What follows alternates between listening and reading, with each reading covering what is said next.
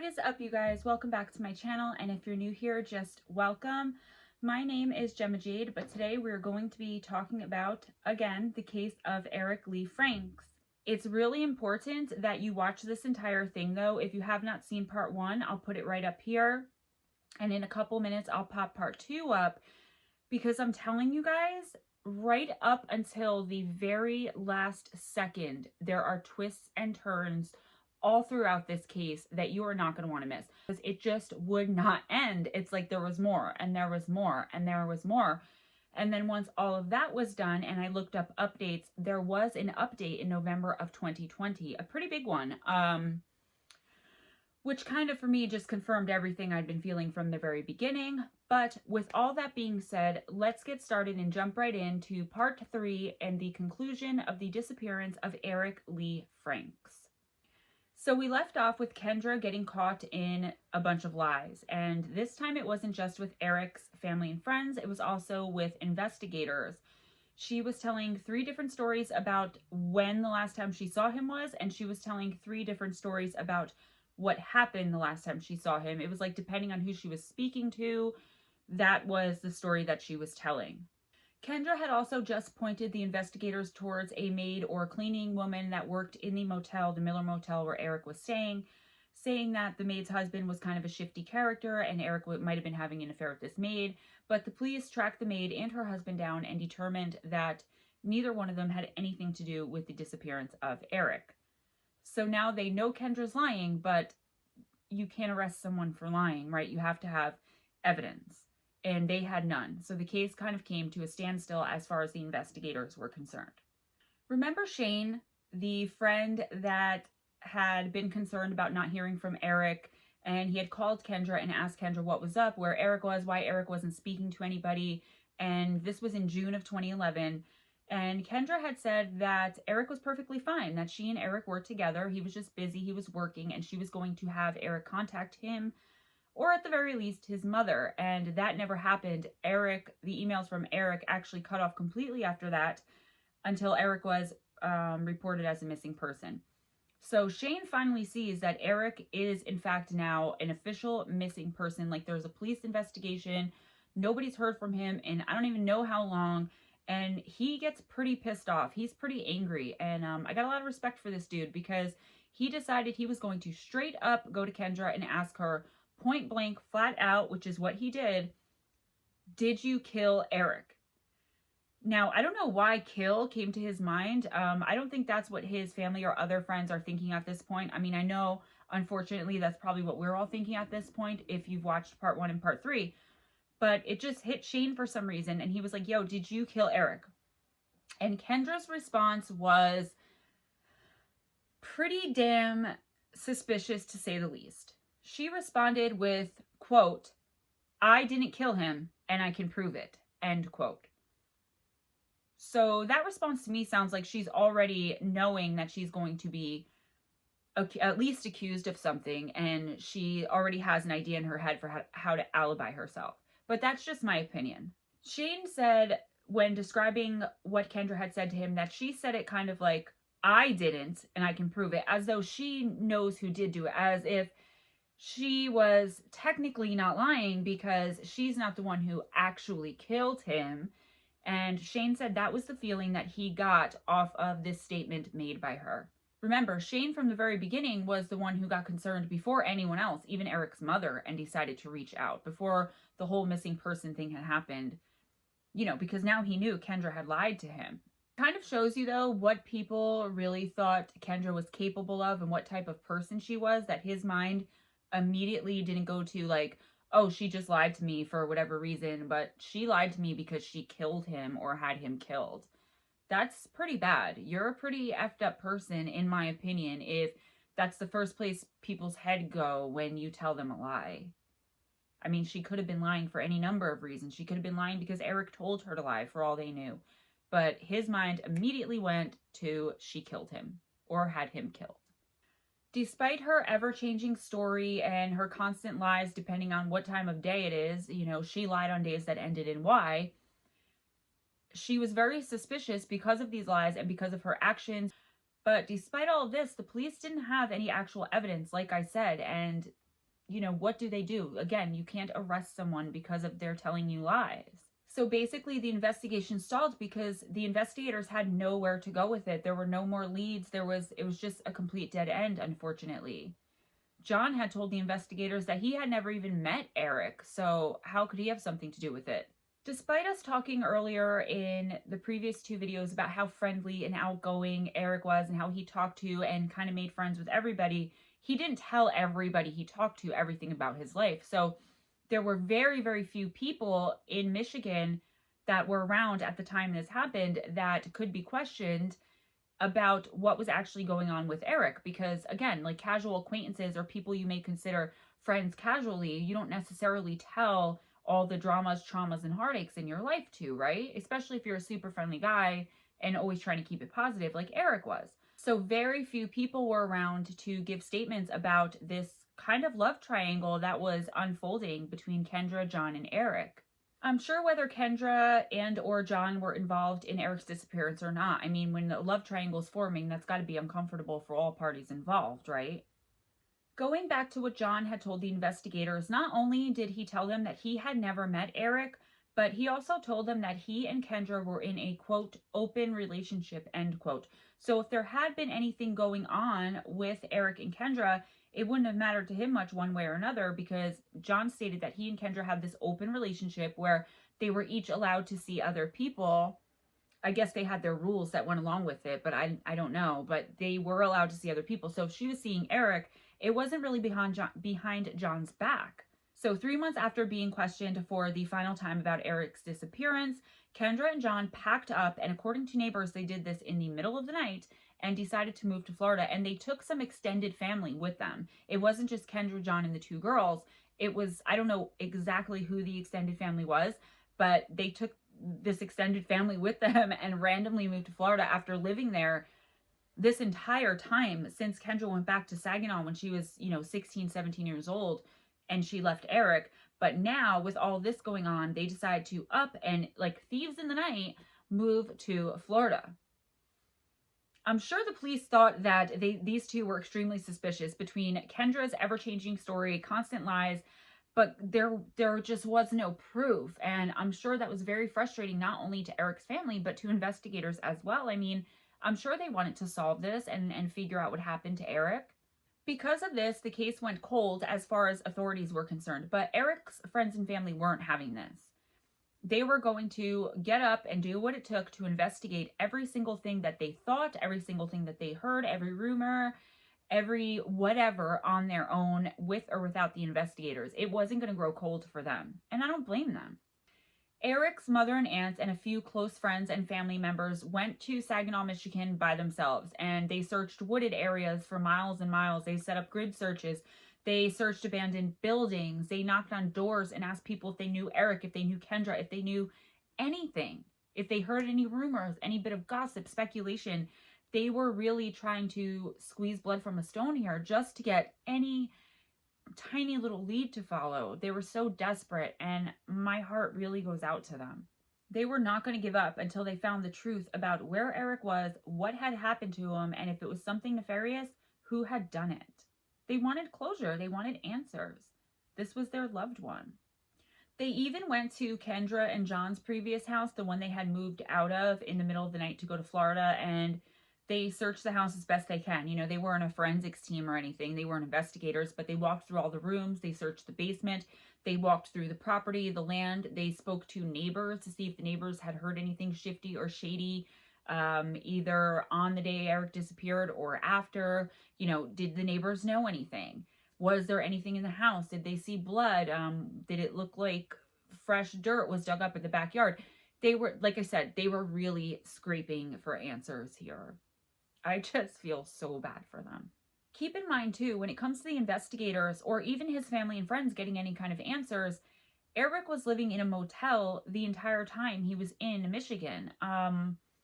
So anybody that he may have talked to, aside from like the people that worked at the motel, who none of them, he didn't tell his business to any of them except the owner, who Eric's mom and the investigators had already spoken to, right?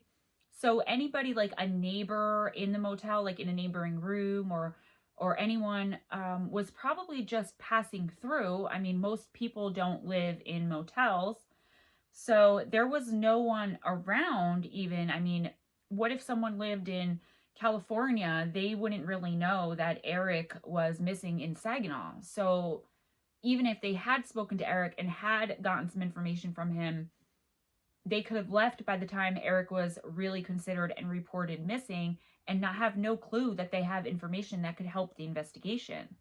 And that was a huge problem. I just want to go back. I wrote this in my notes. With John stating to the investigators that, you know, he had never met Eric and it wouldn't matter to him if Eric and Kendra were seeing each other. For some reason, I put this in. It's probably because it's going to come back. It was like, what that said to me was, don't look over here. I'm not the jealous type. You know what I mean? Like, was he trying to alibi himself? Was he telling the truth, or was he giving reasons as to why people shouldn't be suspicious of him? And keep that in mind, because that is going to come back. Him saying he had never met Eric. Stay with me, guys. I'm getting through it as fast as I can so I don't lose you guys at like 45 minutes. You're not going to want to turn away. Like I said, it's like an M. Night Shyamalan movie. And I don't mean to make light of the fact that someone's disappearing, but I mean, when you hear it right up to the very end. So stay with me. As conveniently as this open relationship fit the narrative of Kendra and John having nothing to do with Eric's disappearance and they themselves being victims of circumstance just as Eric was, again, the police could not prove or disprove what they were saying. I mean, if you're in an open relationship, I don't know, I've never been in one and I would never be in one because I'm definitely the jealous type. Do you go around telling people that? I mean, aside from the people that you're open relationshiping with? I don't know. So basically, Eric's family and friends hit the ground running in Saginaw, Michigan. They were not going to be deterred by a lack of evidence, and they were going to find something to go on. I really admire his friends and family, and it says a lot to me, in my opinion, to Eric's character, that these people were willing to do this for him. I mean, that's what we do for our loved ones, right? But I mean, wow, you know, he must have been a really amazing guy. Family and friends went to the motel and searched the room that Eric was staying in with the permission to the motel owner. They spoke to the motel owner again, who didn't really have any new information. As I said, they searched Kendra and John's old house that they moved to Florida from. They searched the grounds and the property. They spoke with the maid and her husband that Kendra had pointed them to, the investigators to. They left no stone unturned, essentially, and went through every single thing with a fine-tooth comb that the investigators had already gone through. I mean, think about it. Things just weren't making a whole lot of sense, especially Kendra's ever-changing and shady-ass stories. This chick was shady. She was definitely lying about something, and why do you lie if you're not trying to hide anything, right? And Eric's mother had had enough. It was not making a whole lot of sense, and her and John's shady behavior, getting up in the middle of the night and taking off to Florida, almost like they felt they couldn't be investigated anymore if that had happened, or they better get the hell out of Dodge because someone's getting too close. I don't know what that was about. So his mother stayed in Saginaw with hopes of putting this giant puzzle together, tiny piece by tiny piece. She wanted to get enough information to hand over to investigators so that they wouldn't be able to refuse reopening the case again. Pretty quickly, upon speaking to people in Saginaw, Eric's mother found out that Kendra and John were some pretty shady characters, and they were known in Saginaw as some pretty, you know, unscrupulous people. They really did not have the best reputation at all, not as individuals or especially as a couple. Friends and family basically plastered thousands and thousands of missing persons photos, giant photos of Eric, every single place that they could, all across Saginaw, like everywhere that they could possibly put these missing person photos. They spoke to anyone and everyone that walked by them to see if they knew anything about the situation. And this is when they found out, especially Eric's mother, some pretty concerning things about the woman Eric called, quote, the one that got away, end quote, and the love of his life. First off, they found out that John and Kendra ran an elderly care facility. So Kendra was like an elderly care nurse, and they ran this facility. I don't know where it was. I think it was in Saginaw. And when they up and decided to leave in the middle of the night to go to Florida, it might not have had all to do with Eric's disappearance. Because at the same time this was going on with Eric, the couple was also being sued by one of their long-term care elderly residents' family members for wrongful death. Apparently, this elderly resident was found deceased on their property, like in the home, and they were being sued for wrongful death for negligence. Now, a lot of those records are sealed. I could have went down that rabbit hole, but I figured we have enough to cover, and we've covered enough that we can kind of just skim over the top of that. So if you want to do further research on your own, I welcome you to, but all I know is they were involved in a wrongful death suit for one of the elderly patients of their long-term care facility by this person's family member. There was no proof or anything that John and or Kendra had anything to do with the death of this elderly person, but the family, I don't know if they considered it negligence or if they were saying that Kendra and John flat out murdered this person. I know that they never ended up getting arrested or for it or charged with anything. So I don't know how that went, but I know that they were being sued. Not to be repetitive, trying to keep this to the point, but there's just so much. Like, it's stranger than fiction. Like, if I were to make the kind of stuff up that's coming up in the end and the conclusion of this disappearance, nobody would like my book because they'd be like, that's so unrealistic. That's too crazy to happen in real life. So Eric's family and his mother and his friends who were doing this investigation were hearing all kinds of things about John and Kendra and the two of them as individuals. But they couldn't, it was hard for them to determine like what was speculation, what was rumor, what was gossip, what was true, what was what, you know? But like I said earlier, a lot of it was pretty concerning. So let's talk about what they uncovered about this so-called open relationship John had told investigators that he and Kendra had, which was mainly the reason he was saying for the investigators not to look his way because he wasn't even the jealous type. He didn't care if Kendra and John were having this relationship.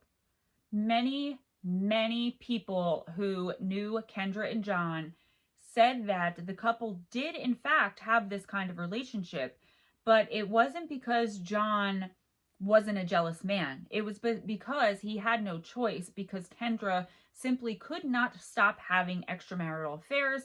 She cheated and was seeing a lot of men on the side of her marriage with John. And it was rumored that, because this is all rumor, that John had some extramarital affairs as well. Simply, he just didn't have a choice. Kendra was like, well, I'm going to cheat on you or we're going to get divorced. She couldn't keep him closed, essentially. Sorry. But remember, it's rumor. So come for me if you want, but I'm just going by what was told to the family. I'm not saying it's facts. Both were described as unpredictable and shifty, with people being concerned that they were kind of like ticking time bombs, especially together, but also as individuals. Neither one of them were known to be able to really be trusted in any way. According to, again, anyone and everyone who knew them, people said that the biggest motivator for both Kendra and John, but especially Kendra, was money. They said that it was a known fact that Kendra had several sugar daddies with John's knowledge and approval, because they were both so money hungry that they didn't care what they had to do to get money. So I'm going to look down and read to you what Google says a sugar daddy is, just in case some of you out there don't know. According to Google, a sugar daddy is, quote, a rich old man who lavishes gifts on a young woman in return for her company and or sexual favors, end quote. I mean, John was okay with this, I guess, essentially, as long as the money kept coming in. And you got to admit, this is kind of an alternative lifestyle. I don't necessarily think that this makes them bad people, just this one thing. I mean, if that's your thing, you know me, I'm not one to judge. But again, with what's coming next, I think this is pretty important for us to remember. Obviously, like I said, this is going to make people's tongues wag. So was this, did this make them horrible people? Absolutely not. But if you take everything together that we've learned about them as individuals and as a unit, they're not coming off as the best people, right? Can we agree on that? After all of this stuff was coming to light about the last person her son was basically known to have been with before he disappeared forever, his mother was feeling really down and she wasn't feeling very encouraged about her son's disappearance. I mean, it's not looking too good when you're dealing with people who are allegedly just, as Kendra and John were described as being. Did that make sense? At this point, his mother doubled down on getting his picture, information, and disappearance out there to a wider public. She knew going on the news, even if it was just locally, gave her a way better chance of getting some kind of information, some kind of tip, someone to come forward with something to get the investigation back on track. She was not going to give up. I just admire her so much for this. The strength it must have taken when something that happens that all you want to do is curl up and cry or curl up into fetal position and die. This woman found her strength and she persevered and pushed through and did everything she could to get justice for her son and closure. Obviously, she was hoping that this would lead to Eric himself alive, but also, if that couldn't be done, to at least find out what happened to him. If, God forbid, he had been murdered, where was his body and who had done it, So she decided to go on the local news. So she went on interview after interview and she told, I can go through it again, but if you should have watched part 1 and part 2 by now in the beginning of this, she told the entire story.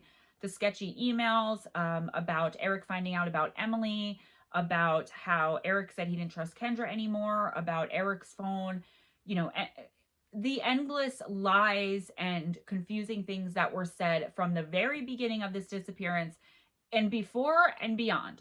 She told everything that I'm telling you guys, and probably more because she's his mother. I'm sure she knew more. She put out there into the public, no holds barred. I mean, for all she or anyone else knew, Eric could have gone missing that very day, right after that phone call. Nobody had been able to confirm a sighting of Eric since that day. I mean, his mother didn't have a sighting of him, but she did hear his voice. She spoke to him on the phone.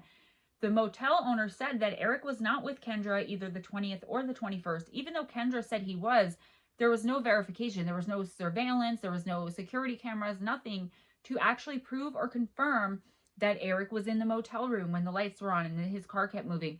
There was no actual confirmation that Eric was alive at any time past the March 10th, 2010 phone call that he had with his mother, in which he was in great spirits and feeling really optimistic and seemed to be going somewhere in his life.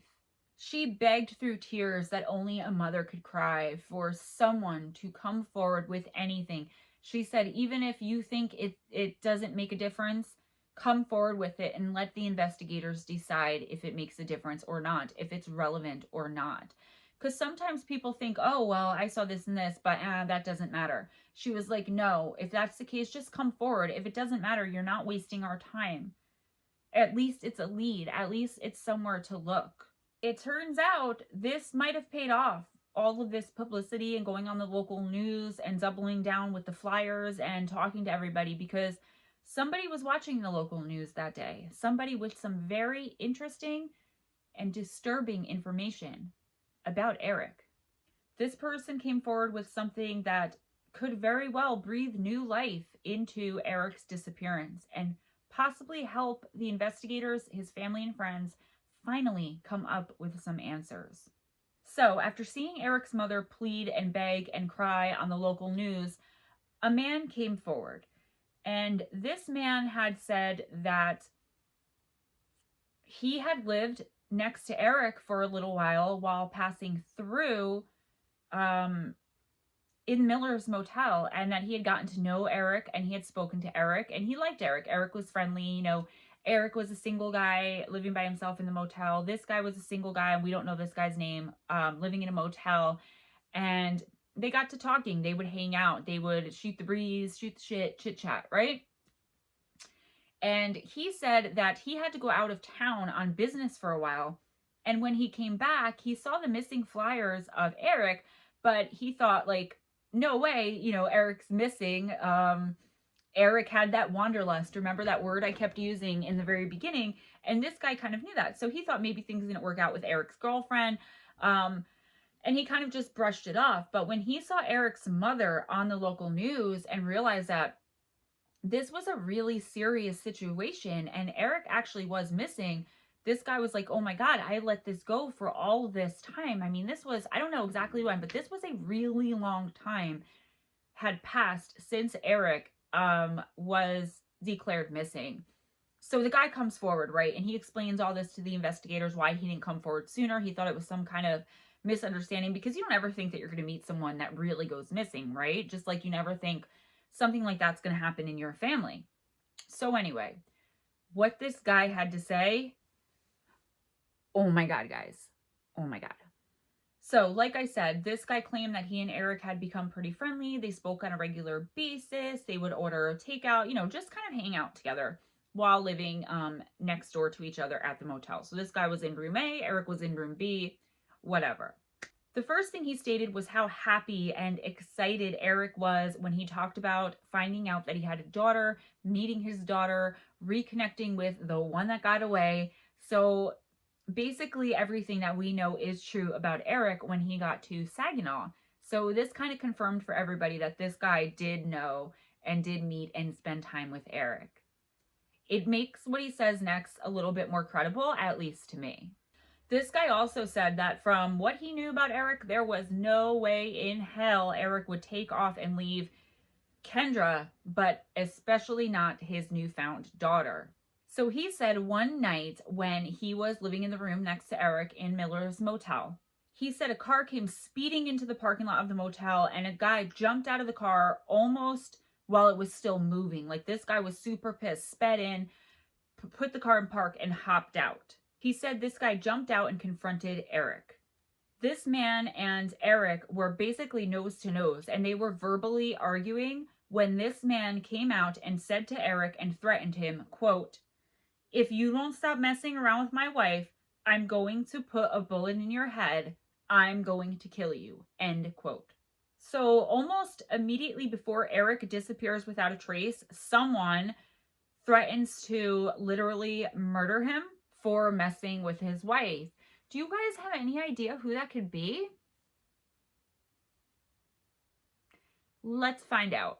If you've been watching from the beginning, you have the same idea I have, and it was the same idea Eric's mother, Eric's family, Eric's friends, and even the investigators had of who this man could be. So they put a photo lineup in front of this man, and it included John, Kendra's husband's picture. The man immediately picked out John as the man who had sped into Miller's motel, hopped out of the car almost while it was still moving, went nose to nose, head to head with Eric, and threatened to put a bullet in his head and kill him if Eric did not stop messing with this guy's wife. So police had an eyewitness that his life was being threatened by their prime suspect's husband. Or one of their prime suspects, right? Because Kendra and John were both prime suspects, I think. At the very least, they had to have been persons of interest, right? So an eyewitness to John literally threatening to kill Eric if he doesn't stop messing with Kendra. Now, as we know, Eric wasn't going to stop messing with Kendra because according to what he told his mother and a few close friends, he and Kendra were together. She moved out of the marital home and was separated from John, and Eric was about to move out of the motel. Common sense just isn't that common anymore. But I guess, again, this is an eyewitness. I've seen people charged, convicted, and put on death row for less than this witness statement. But guess what? The authorities never followed up on it. They never called this guy again. They never questioned John. Remember, John said he had never even met Eric. Didn't even know the guy. But nothing was done. I don't know if maybe they just didn't feel like going to Florida or calling Florida authorities in whatever county Kendra and John were now in. Nothing was done. So Eric's family was pretty pissed that the investigators had pretty much just chucked this lead aside. And after they called, especially Eric's mother, every single day, these two police departments, one where Miller's Motel was, where Eric was living, and the other police department in Saginaw where Kendra and John were missing, these two police departments, as far as I could tell, were working together or not working together. They were supposed to be collaborating on this case. But they had dropped the ball. They had completely just stopped doing anything. So his family, Eric's family, decided to just pretty much haunt them until they did something. So in 2013, after his family called them and made a huge stink and went on local news and totally bashed them, but told the truth about what they were and were not doing, these two police entities handed Eric's entire case over to the staties, so to the Michigan State Police, figuring a fresh set of eyes and also probably not wanting to deal with it anymore. I mean, they seemed like they really didn't want to deal with it to begin with because they had an eyewitness to John threatening Eric's life right before Eric went missing and was possibly murdered. But, the great thing was when the Michigan State Police first got this case, they were really suspicious of Kendra and John, and they decided to start with that. So they took cadaver dogs to Kendra and John's old property, the house they had lived in before they up and moved in the middle of the night to Florida. And they had cadaver dogs search the property, the inside of the house, everywhere. Unfortunately, the dogs did not hit on anything inside the home, outside the home, on the property. They brought in a forensics team, searched the inside of the house, and nothing came of that either. Now, I wasn't able to find information on how deep the forensic went. Like, did they go in and do luminol? Did they pull up floorboards? Did they pull up carpets? I don't know. But what I read in multiple sources was they did forensic testing. They did full testing on that entire house. I just have a hard time wrapping my mind around that because I'm like, they had to have done something, right? Where did they do it? What did they do with Eric? Where's his car in all this, right? I haven't even mentioned, remember, Kendra said Eric drove off on March 21st, the day that she helped him pack up his stuff from the motel into his car. Nothing came of this, which I'm sure was super duper, I know you guys love when I say that, frustrating to Eric's family and also to the Michigan State Police because they did think that Kendra and John were suspect, and they did want to get to the bottom of what happened to Eric. Unfortunately, it was the same thing. Every lead led to nothing. So after doing all this, the state police decided to just go back through every single document, every interview, every witness statement, every single thing that the original investigators had compiled and went through and researched. And this is what the Michigan State Police decided to do. They were going piece by piece, word by word, to try to find something that stood out that they can use to get to the bottom of and get the suspects that they had brought in. Something, anything. Unfortunately, no matter how hard they tried, they could not find anything to link Kendra and John or John to the disappearance of Eric. They couldn't find anything to link anybody to the disappearance of Eric, but they knew that Eric didn't just take off on his own because he wouldn't bail on his daughter. Oh, it's so frustrating. It's like I stated earlier, and let me know in the comments if you agree. We all are probably true crime junkies, right? Like, I've seen people get convicted and get the death sentence for less than this. The investigators had nowhere to go, and once again, it was left to Eric's friends and family, and they continued to question anyone and everyone they possibly could, not just about Kendra and John, but about anybody and any information that anyone can give them. However, it all kept going back to Kendra and John. And the more information they found out about this couple, the more scared they were that these two or one of them had done something to Eric. Remember when I told you to hold on to the thought about how every single person said that money motivated John and Kendra as a couple and as individuals, but especially Kendra. Kendra and John actually came out and told Eric's family members and investigators themselves that Eric had told Kendra that he was inheriting $1 million from his father's death. Remember, his father had passed away long back when he and Gail had his first wife, Gail, had gone to Ohio, and that he was going to leave it all to Emily. That sounds like motive to me. But again, investigators didn't move on it. They came right out and admitted it. Nothing happened to them. Here's my theory, and I'm going to throw it in here because I think this is where it fits, because what's coming next is even crazier than this. Crazier than anything we've talked about so far. So here's my theory while I can give it. And it's just a theory. We know that Kendra and John were all about money, and that John even allowed Kendra, whether he allowed her or not, he put up with Kendra having several sugar daddies, because as long as she was bringing money in, he really didn't care how she was earning it or what she was doing to get it, right? She was sleeping with these older men or doing whatever, allegedly, right? So, is it possible that, do you remember Kendra was waffling in the beginning? She wasn't sure if she was going to allow Eric to meet Emily, even after she convinced him to kind of move to Saginaw. Is it possible that once Eric mentioned, because they didn't say when Eric mentioned this, once Eric mentioned this $1 million, Kendra and John talked about Kendra manipulating Eric into getting this money? Did John tell Kendra to go and be with Eric and then get some kind of plan to get him to sign this money over to Emily, who was a minor child? So in turn, the money, the $1 million, would be like, Kendra would be like power of attorney. She would be in charge of it at least until Emily turned 18. Are you following me, guys? I'm not trying to make this complicated, but I can't stop thinking about this in my head. And I think that they could have very well been prosecuted with this, but they weren't. But in my opinion, they could have been. So basically, Emily would be inheriting this money, but Kendra would be inheriting it by proxy because of Emily's being a minor child. But then either they do something to Eric expecting to get this money, or they find this out.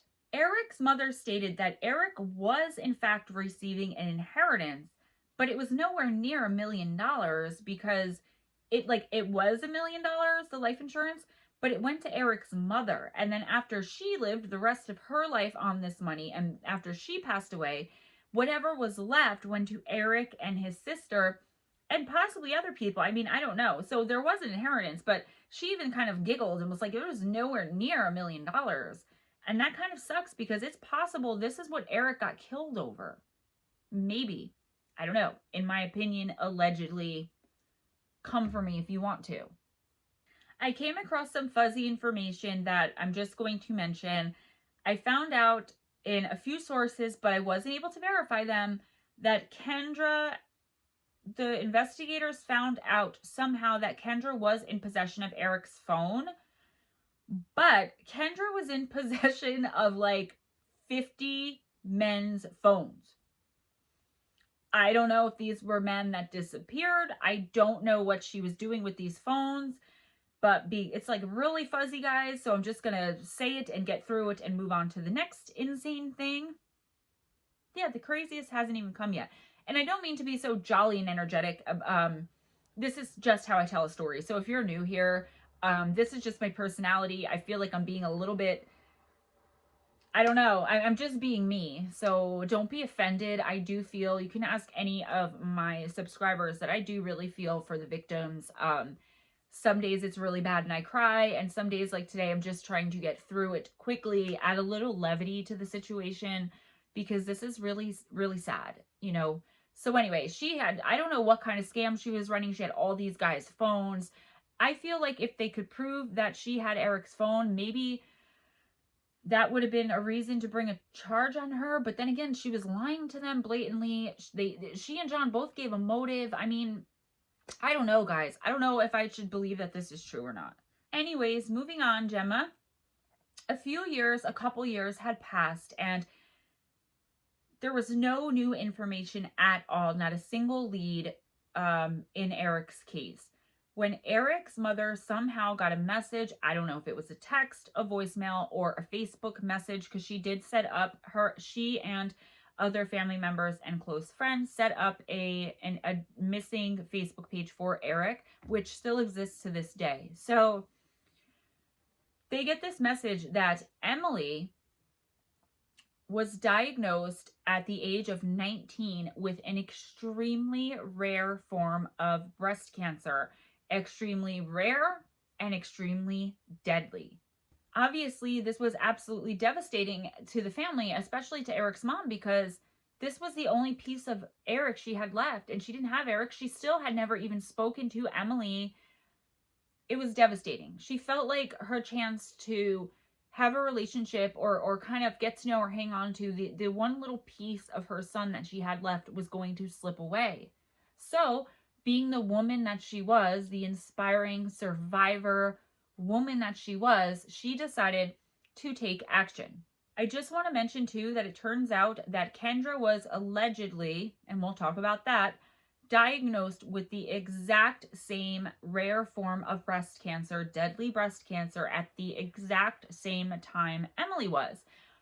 And the mother and daughter got a lot of public recognition, GoFundMe money from this charity. They got a lot of attention and money for it towards their treatment, which is wonderful. I mean, for Emily to get that money, we'll talk about Kendra in a minute, but, you know, I'm glad that they were able to receive publicity and help to pay for Emily's treatment, because I believe, and again, I'm not 100% sure, that Emily is still alive. So Eric's mother was absolutely heartbroken for her only granddaughter, or her granddaughter, and she decided to go with Eric's aunt, with her sister, to Florida. They were just going to go there, and she was going to take some of the inheritance money, some of her own money, and donate it to Emily's cancer treatment in Eric's name.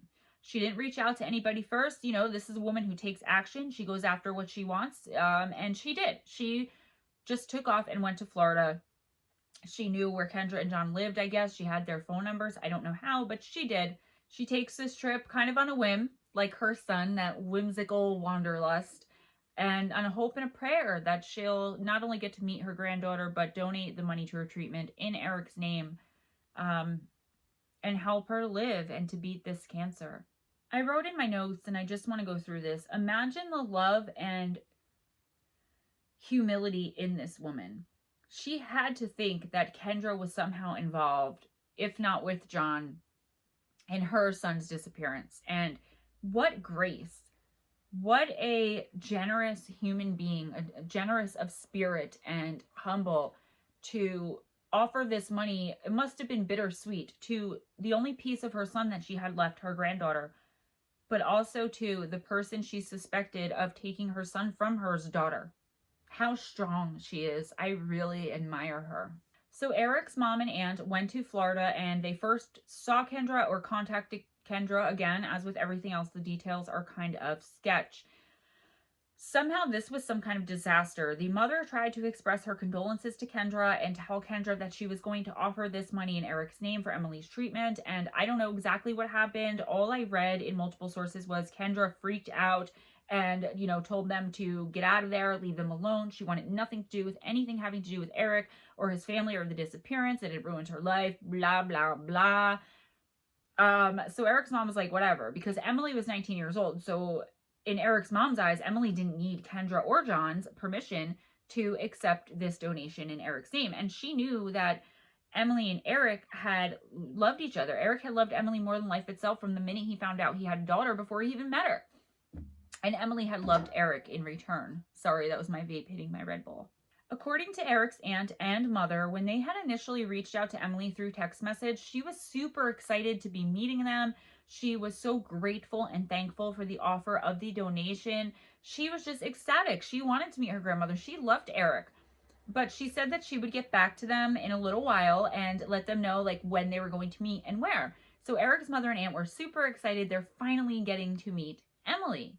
However, just hours later, Emily sent a text message to Eric's mother saying that she never wanted to see anyone in Eric's family again. She never wanted to meet them. She didn't want their money or anything to do with them, and they needed to just kind of kick bricks, like go away. So Eric's mother and aunt did just that, and they had no idea what had happened because it seemed like Emily was really excited about meeting them, and, you know, who put a bug in her ear, essentially. But Eric's mom was like, well, whatever. If that's how she wants to be, then I'll take my money back and I'll go back to Florida. I'm sure she was brokenhearted. You know, how could she not be? Now, guys, here's where the case gets stranger than fiction, so try and follow me. In 2016, Eric's mother and family and friends got word that Kendra had succumbed to her cancer and passed away. That's right. Kendra Firmingham died in 2016 of this rare breast cancer.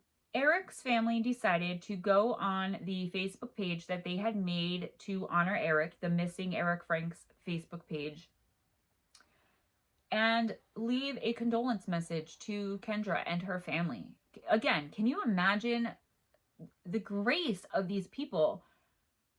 They just put, you know, their condolences, that they're sorry for the family's loss, and, you know, all the things that you say when you're genuinely sorry that somebody passed away and you're trying to express sympathy and condolences. They put this on Eric, who, in my opinion only, Kendra had some involvement of making him disappear, and his family still had the grace and courage and generosity of spirit to do this. But in true form of Kendra and her family, you aren't going to believe what happened next. On this public Facebook page, Kendra's family, specifically her mother and her sister, expressed that they did not think Kendra was really dead and they thought she had faked her death. I'm going to break it down very simply because I have it like very long-winded here, which is why I think my script went to 10 pages. So, they said, as we know, Kendra and John were involved in this wrongful death suit. Kendra and John were suspects in this case against Eric for his disappearance. Kendra and John had all this shady stuff going on. And what they think, and they put this on a public page and spoke at length to Eric's family about it, is that Kendra saw that Emily was diagnosed with this rare form of breast cancer and saw all of the donations and money. You know, she was motivated by money, and decided to say that she was diagnosed with the same exact cancer.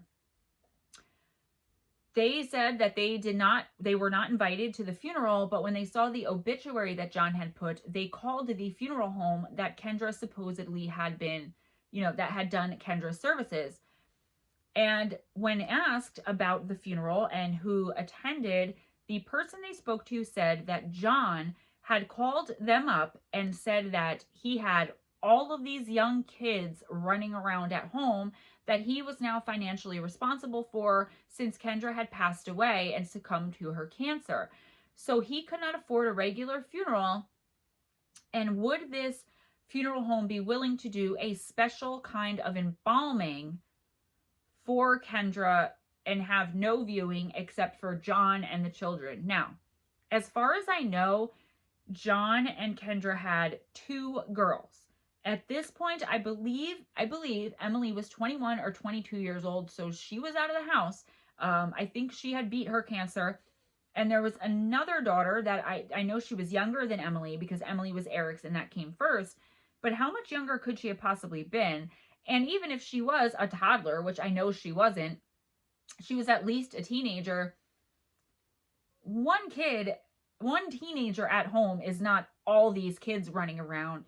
So I don't know what that was about. There was a business partner of Kendra's that had also gone on the public Facebook page and claimed that he had seen Kendra a day or two after she supposedly passed away. He had seen her on the day that she supposedly passed away. And he too did not believe that Kendra died. They believed that she had faked her own death. I don't know if she did or not. I know that there was a death certificate issued. I know that she has a gravestone. I'm going to put it right here. I don't know. That's just so bizarre. And I know it really doesn't have anything to do with Eric, but if you think about it, you know, what kind of person she was, that people would actually think this about her. Like, if I pass away, there's going to be no one that's like, oh, that Gemma, you know, she's a little shifty. She might not actually be gone. No, like, that's horrible. I mean, we already knew their reputation, but Jesus, my goodness. After Kendra's death, John did reach out to Eric's family, and he said a couple of things that were interesting. The first thing he said was that he was going to allow Emily to speak to and meet and see and have a relationship with Eric's family, which this kind of rubbed them the wrong way and bugged Eric's family because she was a legal adult now. Like, John and Kendra, or it seemed Kendra, had been keeping her from them the entire time. Like, why? They've been nothing but graceful to her, and she probably, in my opinion, allegedly murdered her son. So anyways, they didn't like that very much. But what John had to say next is extremely interesting. Unfortunately, it never goes anywhere because we still don't know what happened to Eric. But I didn't get to the update from November of 2020 yet. So John tells Eric's family this about he's going to allow Emily. I don't know if anything ever came of that, if Eric's mother ever met Emily, if they have a relationship.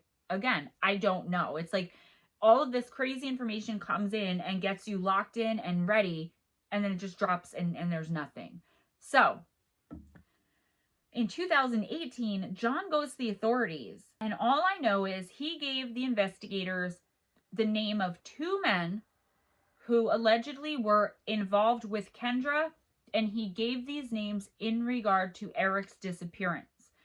What it sounds like to me, and this is kind of speculation, I've seen other YouTubers who covered this case speculate kind of the same point, because it can't be verified. There's only that he gave that information. There's not what the police did with it. There's a little bit about how the police followed it.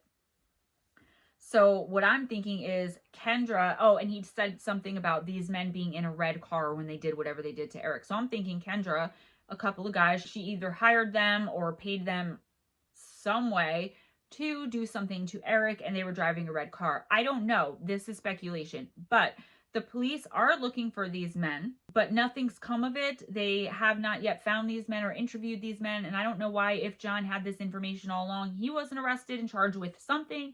But he wasn't. John is not behind bars. Nobody knows where Eric is. We are no further than we were when Eric was first reported missing, except we have 2 suspects that there's, in my opinion, enough evidence to get them charged with this.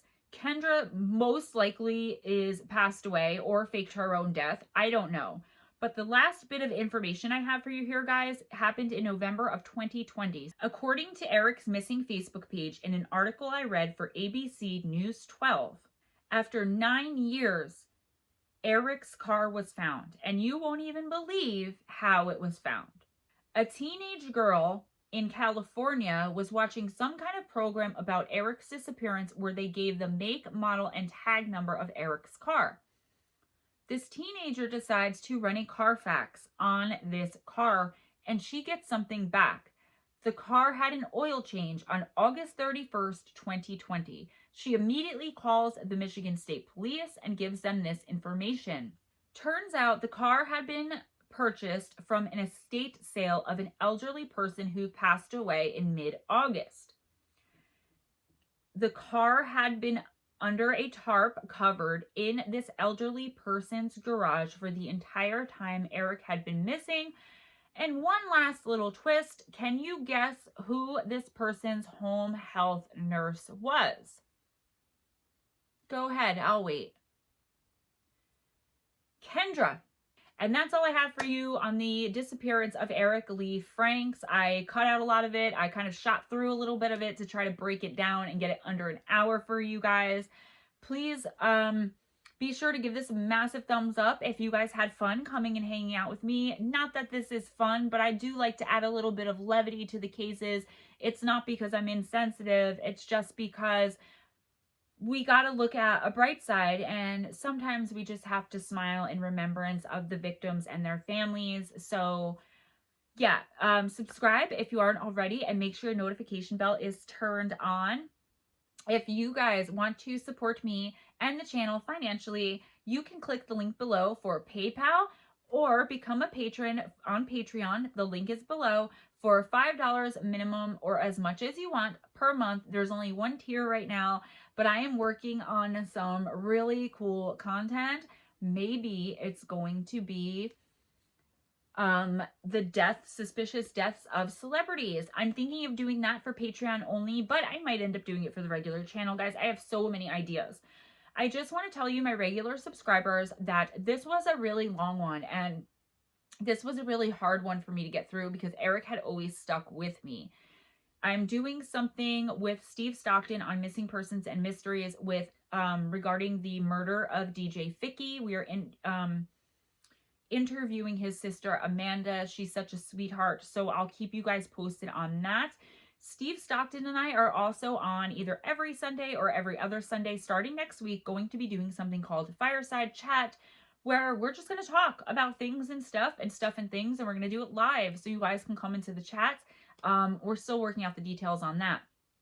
Please go over to Strange Things with Steve Stockton and Gemma Jade and subscribe, like, become a part of that family too. If you guys like me, if you guys ever heard me and Steve on a live show together on Missing Persons and Mysteries, if you haven't, we just did one Friday night. We interviewed together and I co-hosted. So head on over to Missing Persons and Mysteries and you will see me live on there.